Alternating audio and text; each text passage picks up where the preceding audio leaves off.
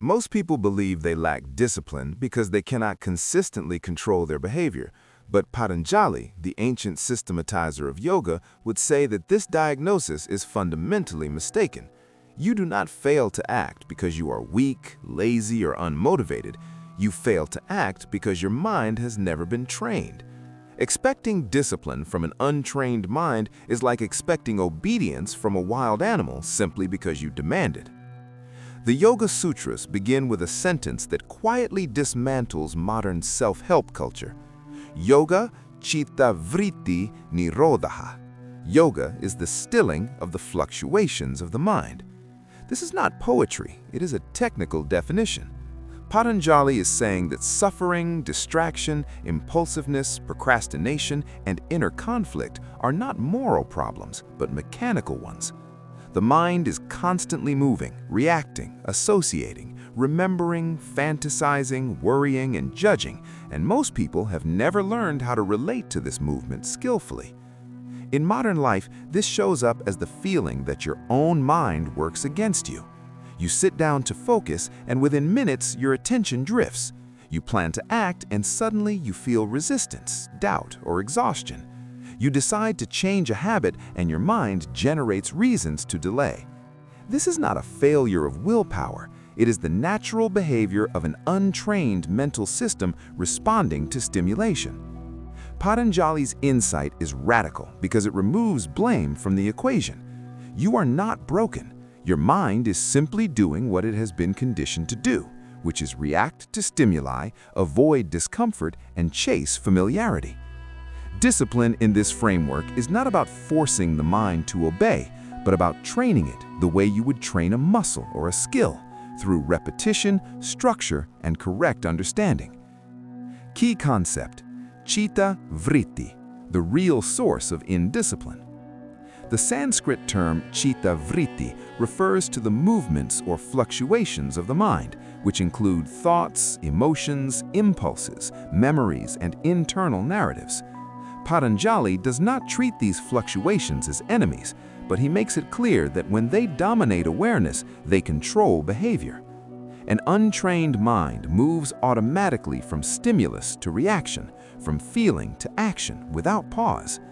In modern terms, this explains why you reach for your phone without thinking, procrastinate despite knowing better, or abandon long-term goals for short-term comfort.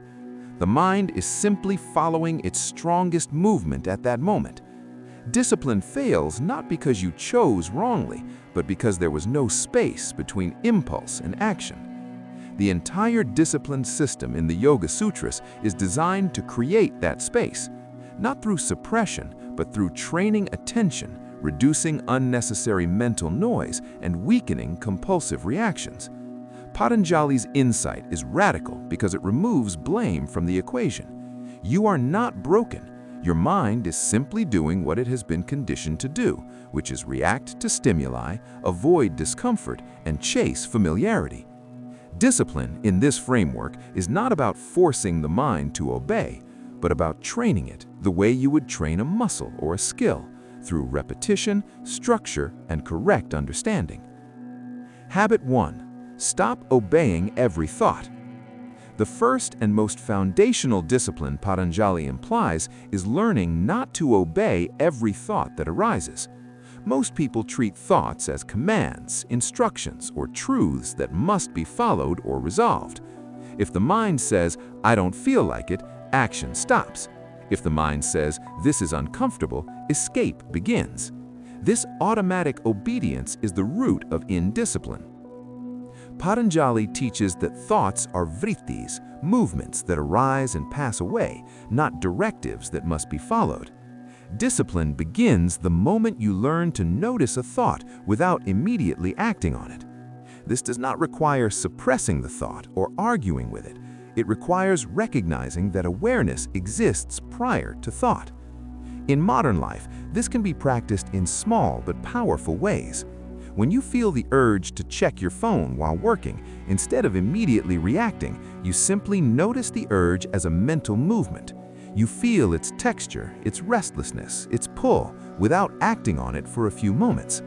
This pause weakens the habit loop, not through force, but through awareness. Over time, this retrains the mind. It learns that not every impulse leads to action, and this alone creates a massive increase in self-control without willpower.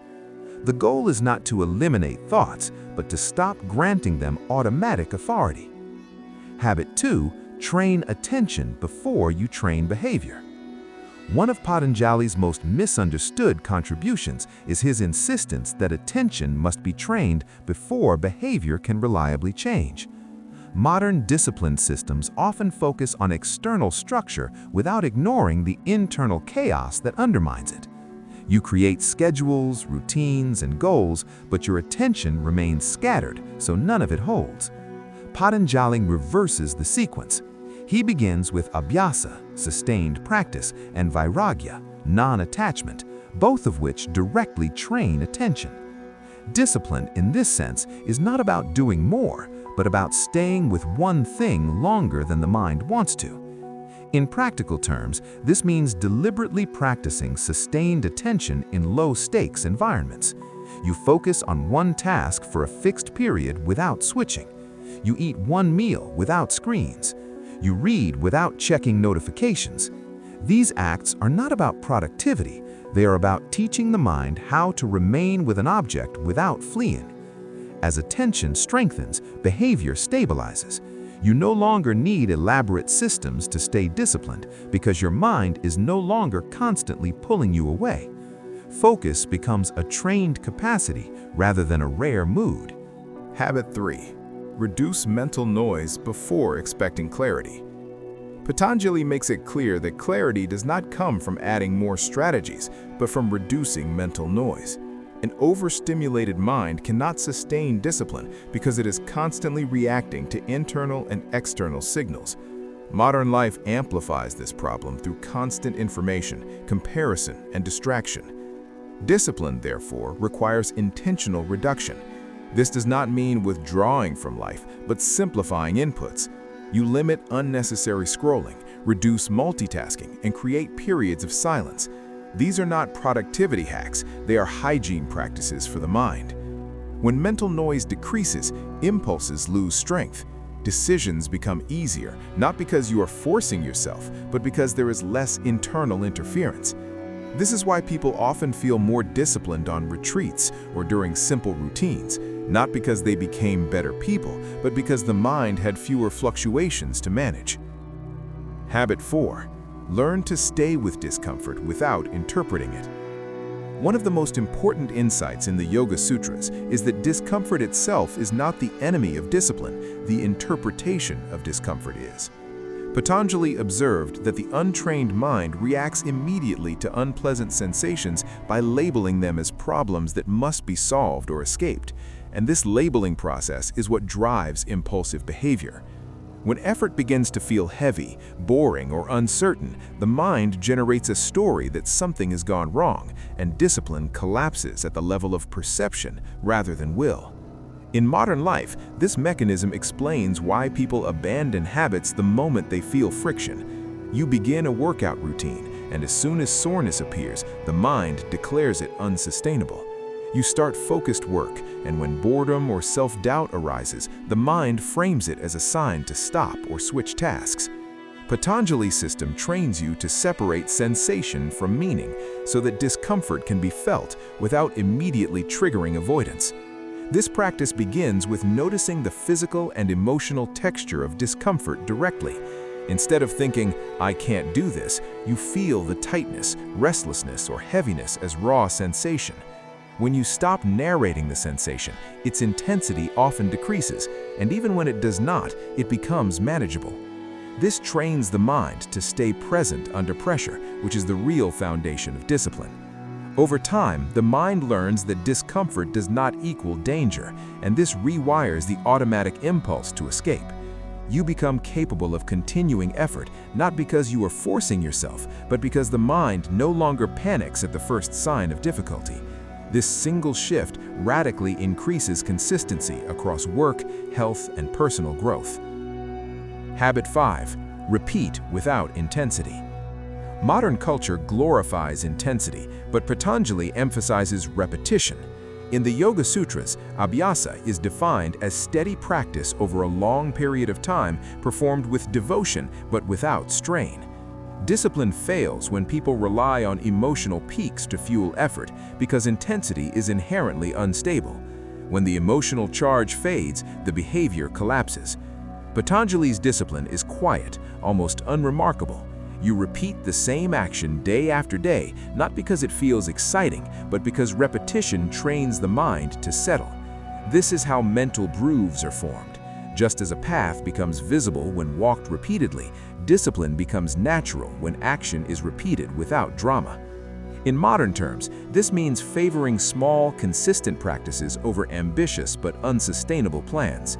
You work for a manageable period every day instead of binge working when inspired. You train modestly but regularly instead of pushing to exhaustion. You meditate or focus for short, repeatable sessions rather than chasing transformative experiences. This approach retrains the mind to associate discipline with stability rather than effort. Over time, resistance decreases because the mind no longer expects action to be overwhelming. What once required willpower becomes routine, and routine is far more powerful than motivation. Habit 6. Stop fighting thoughts, weaken them through non-engagement. Patanjali makes a crucial distinction between suppression and restraint. Suppression strengthens the very thoughts you are trying to eliminate, while restraint weakens them through lack of engagement. When you argue with a thought, judge it, or try to force it away, you give it energy. Discipline in this framework comes from learning how to let thoughts arise without feeding them. In modern life, this is especially relevant for habits driven by anxiety, self-doubt, or overthinking. When the mind says, "This won't work," the untrained response is to argue or to obey. Patanjali offers a third option: observe without response. The thought is seen, acknowledged, and allowed to pass without becoming a decision. This non-engagement is not passive, it is precise. You remain aware, but you do not follow the mental movement. Over time, thoughts that once felt compelling lose their grip, not because they were defeated, but because they were ignored. The mind learns through experience that it does not need to react to every internal signal. This dramatically improves discipline because fewer thoughts translate into fewer internal battles. Action becomes simpler because there is less internal debate. You do what needs to be done while thoughts come and go in the background, no longer steering behavior. Habit 7. Build discipline through environmental alignment. While Patanjali's system is deeply internal, it does not ignore external conditions. He understood that the mind is influenced by its environment and that discipline becomes easier when surroundings support steadiness rather than agitation. An untrained mind placed in a chaotic environment will struggle no matter how strong one's intentions are. In modern life, this means designing your environment to reduce unnecessary mental fluctuations. You limit notifications, organize your workspace, simplify your commitments, and create predictable routines. These are not productivity tricks, they are extensions of mental training into physical space. When the environment is aligned, the mind expends less energy resisting distraction. This allows discipline to emerge naturally rather than through constant effort. Over time, your surroundings become silent partners in your practice, reinforcing steadiness instead of undermining it. Habit 8. Practice discipline without self-judgment. One of the most quietly destructive forces undermining discipline is self-judgment. When people fail to act as planned, they often respond with frustration, shame, or harsh internal criticism, believing that this emotional pressure will somehow correct behavior. Patanjali's framework suggests the opposite. Judgment increases mental turbulence, which directly weakens the very steadiness discipline requires. In the Yoga Sutras, the mind is treated as a system that responds to conditioning, not moral evaluation. When you judge yourself for lapses, you add new mental fluctuations on top of existing ones, increasing agitation rather than reducing it. Discipline then becomes associated with emotional pain, making the mind resistant the next time effort is required.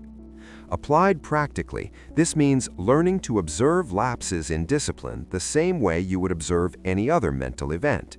If you procrastinate, you notice the pattern without labeling yourself as flawed. If you lose focus, you simply return attention to the task. This neutral response deprives the habit of emotional reinforcement, allowing it to weaken over time. When discipline is practiced without self-judgment, consistency increases because effort no longer carries the threat of emotional punishment. The mind becomes willing to try again, which is ultimately what discipline depends on: repeated return, not perfect execution. Habit 9. Detach from the story of progress. Another subtle obstacle Patanjali identifies is the mind's obsession with progress narratives. The untrained mind constantly evaluates where it is, how far it has come, and whether the effort is working. While reflection has its place, constant evaluation fuels mental fluctuation, pulling attention away from the present task and into comparison and expectation. In modern life, this manifests as checking metrics too often, measuring productivity obsessively, or constantly asking whether a habit is worth it. This mental activity consumes energy that could otherwise be directed toward action itself. Patanjali's discipline shifts the focus away from progress as a story and toward practice as an activity. This does not mean abandoning goals, but it means minimizing how often the mind revisits them. You set direction, then return attention to the immediate step. When the mind tries to calculate the future, you gently redirect it to the present. Over time, this reduces anxiety and increases disciplined action because the mind is no longer overwhelmed by imagined outcomes. The paradox is that progress accelerates when you stop monitoring it emotionally. By staying anchored in practice, the mind becomes steadier, and steadiness produces results as a side effect rather than a fixation. Habit 10. Redefine discipline as mental freedom. Patanjali's final and perhaps most radical contribution is redefining discipline not as restriction, but as freedom. The untrained mind experiences discipline as deprivation because it is constantly pulled by impulses, desires, and aversions. Any attempt to restrain behavior feels like loss. The trained mind, by contrast, experiences discipline as relief because it is no longer dragged in multiple directions at once. In modern terms, this explains why disciplined people often appear calm rather than rigid. They are not constantly negotiating with themselves. They do not feel deprived because their mind is not continuously generating conflicting demands. Discipline emerges naturally because the mind has learned how to remain with one thing at a time. This shift occurs gradually. As mental fluctuations decrease, impulses lose urgency. As attention strengthens, action becomes easier. As reactivity weakens, choice becomes clearer. Discipline stops feeling like effort and starts feeling like alignment. The end result: a trained mind obeys without force. When Patanjali says that yoga is the stilling of mental fluctuations, he is not describing a mystical state reserved for monks.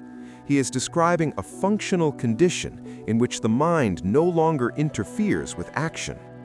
In this state, discipline is no longer something you struggle to maintain. It is the natural behavior of a steady system. In modern life, this means you work when it is time to work, rest when it is time to rest, and act without excessive inner commentary.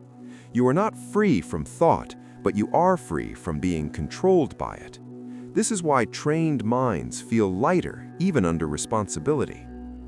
The mistake most people make is trying to discipline behavior directly without addressing the mind that drives it. Patanjali's system reverses this approach. Train the mind and behavior follows. Calm the fluctuations and discipline becomes sustainable. Conclusion: you were never undisciplined, you were only untrained. Your struggles with focus, consistency, and follow-through are not personal failures, but predictable outcomes of a mind conditioned by stimulation, avoidance, and constant reaction. Discipline in this framework is not something you force onto yourself, but something that emerges when the mind becomes quieter, steadier, and less reactive. You do not need to dominate yourself, you need to understand yourself.